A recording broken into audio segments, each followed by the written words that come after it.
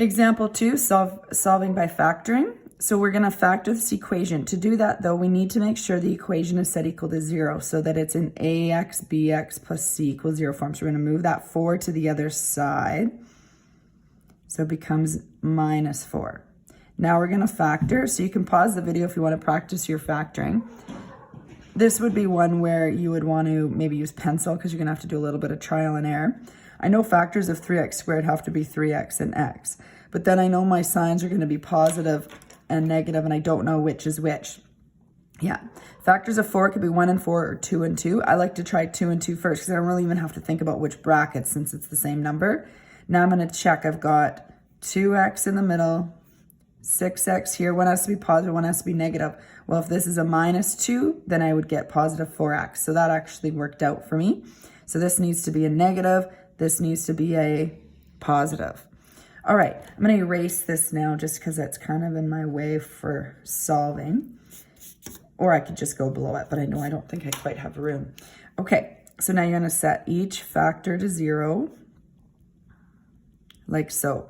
So moving 2 to the other side, then dividing off 3.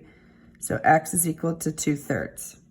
Here, you can do that in one step. So this one, maybe you could visualize this side, and we call these branches kind of that we talk about.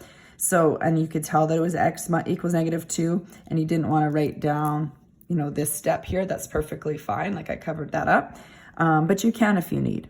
I thought this would be a good one to verify again, just to make sure, particularly with the fraction, that you can still verify that. So we're going to plug 2/3 in for x. So 3 times 2/3 squared plus 4 times 2/3 equals 4. So anytime we can practice our fractions, this is a good idea. So 2/3 squared, so you square each number, so you get 4/9 plus 4 times 2/3 is 8/3 equals 4. Okay, now to simplify here, we get 12/9, which we can reduce. I like to reduce first, so 3/9 reduces to 1/3. So if I cross that out and make that a 1, and make that a 3, then I have 4/3 right away. So I have 4/3 plus 8/3, which I'll just clean that up so you can see that a little better. But I already have a common denominator now. So 12/3 equals 4, so 4 equals 4. So this works. Okay, I tend to go back and kind of circle my answers often when I see that that works. All right, let's check -2. We don't have a fraction here, so probably take up a little less space. And see that 4 on the edge, there we go. So then 3 times 4 minus 8 equals 4. So 12 minus 8 equals 4. 4 equals 4, and there you have it. So these work as well.